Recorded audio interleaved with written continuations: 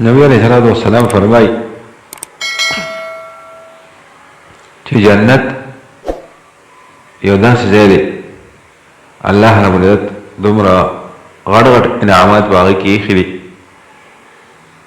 چې د یو جنتي دومره جنت دی لکه د دې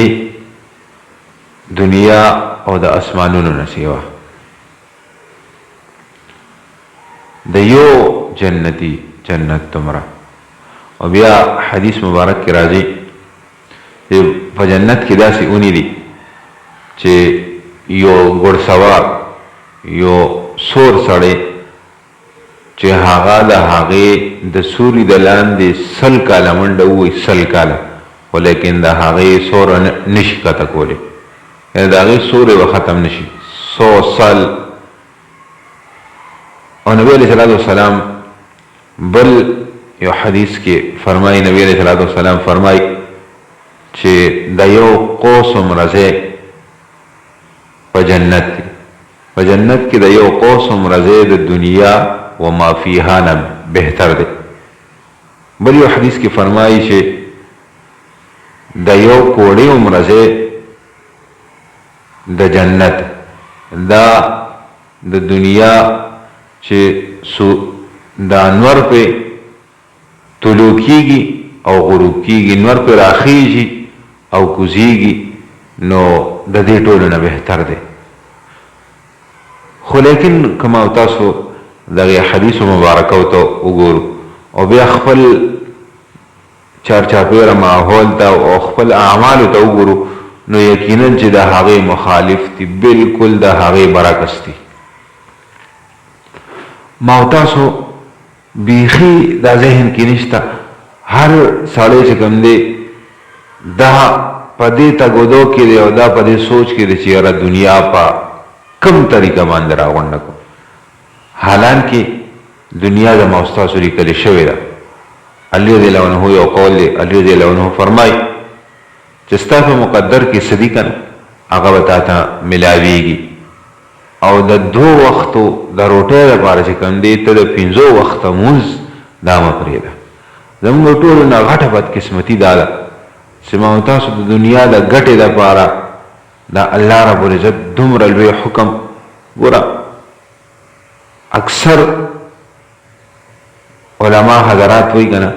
چې د دنیا د ټولو نه لوی دعوت چې کوم دی دا اذان دی. کمانه یو خان یو نواب دعوت را کی کنه نو د هغه دعوت نامه او د هغه دعوت چې کوم دی ما ته یو ډېر لوی احساس ښکاري چې مې رماله پلان کی نواب صاحب پلان کی خان صاحب دعوت را کړی دی خو لیکن چېرته ما دا سوچ کړی دی چې ما نن د دې کائناتو رب چې دا ټول کائنات دا ټول مخلوقات پیدا کړي دي هغه ما ته 15 پیرې اعلان کو 15 پیرې را دعوت راکړه چې حي علی الصلاة حي علی الصلاة حي علی الفلاح حي علی الفلاح د مانځه ځای ته راشئ د مانځه ځای ته راشئ د کامیابۍ او د فلاح ځای ته راشئ. 15 پیرې ما ته دا دعوت راکړه ما ته آیا دا دعوت ښکارېدلی دی نه یقینا دې کې ډېر زیات کمزوري ده. ما او تاسو د خپل تقدیر نه مخکې تلل غواړو نه نشو تللی که زه هر څومره تګودو وکړې چې کوم زما په مقدر کې دي کوم زما په قسمت کې دي هغه به ما ته میلاویږي.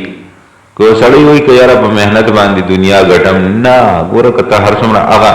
د پښتنو یو متل دی که نه پښتانه وایي خوار په هندوستان هم خواري که ستا په قسمت باندې فقر و فاقه او غریبي لیکلي که نه نو که ته ورپسې دا ټوله دنیا چاڼ کړې که نه دې دغه دولت ګټلو پسې نه شي ګټلی. یو ډېره زبردسته واقعه د علي رضی الله عنه علي رضی الله عنه په سفر باندې ته چېرته نو د مازدیګر د مونځ ټایم پې راغی هغه وایي چې یاره دې سوارلی سره خپل اس ده سره څه چل وکړو بیا یو کس ونیسه هغه ته وایي چې یاره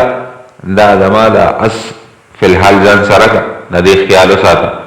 او زه مونځ کوم واپس راغلم مونځ له لاړم چې واپس راغی سورلی خو اخوا تړلی دی یو طرف ته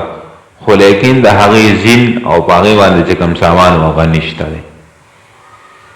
علي رضی الله عنه چې کله وکته نو یې سورلی ځان سره کړ لاړ د هغه کلي بازار ته لاړ ګرځي چې یاره د خپل سورلی لپاره زین وګورم وی په یو دکان کې هم د خپل سورلی یعنې د هغه چې کوم زین و هغې باندې نظر پرېوته ورغی هغه ته یې وویل چې یاره دغه زین راکړه دغه سامان راکړه هغه ورته ورکړو خرڅ یې کړه په 2 دراهمو باندې 2 دراهم یې ترې واخیستلو هغه زین او هغه ټول سامان یې ورکړه. علي رضی الله عنه فرمایي چې کله زه مونځ ته راتلم نو ما دا اراده کړې کله چې زه مونځ ختم کړم دا کوم کس چې مې نیولی دی نو دله به زه د دغې څه وخت چې زما د سورلی خیال یې ساتلی دله به 2 دراهم ورکړو خو لیکن هغه صبر ونه کړی شو لږ ټایم دپاره یې صبر ونه کړ او هغې په غلطه طریقه باندې واخیسته وره هم اکه 2 دراهم دته میلاوېدل. علي رضی الله عنه هلته په دغه بازار کې هم اکه څیز چې کوم دی خپل څیز یې په 2 دراهمو باندې واخیسته او ده هلته په 2 دراهمو باندې خرڅ کړو دلته نه یې پټ کړه د علي رضی الله عنه د سورلی نه په بازار کې په 2 دراهمو باندې خرڅ کړه هغه په 2 دراهمو باندې واپس واخیسته دل یې هم دغه 2 دراهم ورکړو خو لیکن ده لږ ټایم دپاره صبر ونه کړو. نو عرض را کوم چې زما او تاسو ته چې زما او ستاسو په قسمت باندې څه دي که نه هغه ما او تاسو ته میلاویږي. بعضې ټایم کې صبر پکاري بعضې ټایم کې شکر پکاري که لږ صبر وکړو یقینا لږ ټایم دپاره به یو څیز ما ته میلاو نه شي خو لیکن کیدای شي وروستو الله رب العزت زما په قسمت کې هغه لیکلي ما ته لږ ساعت بعد میلاو شي لږ وخت بعد به راته میلاو شي خو لیکن عرض دا کوم ګوره ما او تاسو د دنیا د ګټلو دپاره خو دا ټول ټایم خرچ کوو د الله رب العزت دومره لوی دعوت چې کوم دی دې ته اړو ما او تاسو دعوت نه وایو خو لیکن د دې په بدله کې که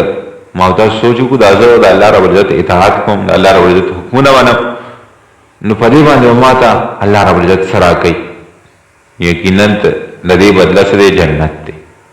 او ما مخکې عرض وکړه څو حدیث مبارکه د نبي علیه صلات وسلام د هغې ترجمه بیان کړه. نبي علیه صلات وسلام یو حدیث مبارک کوي چې د یو قوس دی یعنې دا لینده غشي او لینده دي د دې لیندې برابر ځای چې کوم دی د دنیا او په دې دنیا کې څه دي د جنت دا دومره دی د دې ټول هر څه نه بهتر بل ځای کې یو کوړه بیان کړی دا مجد چې یو دومره بهترین ځای یو دومره اعلی ځای چې د دنیا او د دنیا و ما فیها نه بهتر وي دومره ځای نو د هغه چې مکمل د دې دنیا نه سیوا انسان ته و ځمکو و اسمانونه سیوا میلاو شي چاته نو د هغې بس قیمت خو لیکن هغه په څه میلاویږي هغه دلته په دغه میلاویږي چې ما او تاسو په بعضې څیزونو باندې صبر وکړو دغه سوچ وکړم یاره دا زما په قسمت کې شاید فی الحال نه وي بعد کې الله رب العزت راکړي الله رب العزت نه وغواړم کیدای شي په دغه غوښتنې راکړي د الله رب العزت اطاعت وکړم کیدای شي په اطاعت یې راکړي نو هر څیز پسې صرف په دې باندې نه چې یاره زه محنت کوم نو الله به ما ته دنیا میلاوي ګوره ما او تاسو ګورو اکثریت ډېر خلک داسې وي چې هغې ته بغیر محنته دنیا میلاو شي لکه یو سړی خان وي که نه بلا دولت یې ټول عمر یې منډې کړې والي وي او بلا دولت یې را جمع کړي انتهایي زیات دولت وي خو لیکن چې کله هغه وفات شي د هغه بچي په ترکه کې هغه ته هغې ته میلاو شي حالانکې هغې بلکل څه محنت نه وي کړی نو عرض دا کوم چې دا دنیا چې کوم دی الله رب العزت بغیر محنت نه ورکوي خو لیکن جنت دا بغیر محنت نه ورکوي د دې لپاره د محنت ضرورت دی ما او تاسو به محنت کوو محنت څه دی د الله رب العزت احکامات منل دي د الله رب العزت په حکمونو باندې عمل کول دي نو ما او تاسو مونږ د دې برعکس سوچ کوو ګوره مونږ برعکس لګیا یو ګوره دنیا چې الله رب العزت بغیر د محنت ورکوي د هغې لپاره محنت کوو او جنت چې الله رب العزت بغیر د محنت نه ورکوي د دې لپاره محنت شرط دی د الله رب العزت احکامات منل شرط دي د الله رب العزت حکمونه منل شرط دي نو دغه ما په دغه باندې پرې خو دې کې دې چې الله رب العزت راکړي هغه چې کوم سیز بغیر د تمه ملاوي دي شي تمه کې دي شي چې یاره کې دي شي الله رب العزت راکړي دنیا نو هغه لپاره مهنت کوم او چې کوم سیز لپاره مهنت شرط هغه مې پتا مې باندې پرې خېری کې دي چې الله رب العزت جنت راکړي نو کدارې نه کې بیا نو عرض دا کوم چې زما استاد څومره مهنت ته چې دا د آخرت لپاره شي هر عمل دا د آخرت لپاره شي الله رب العزت عمل کول آسان کړي. اخر دعوانا الحمدلله رب العالمین.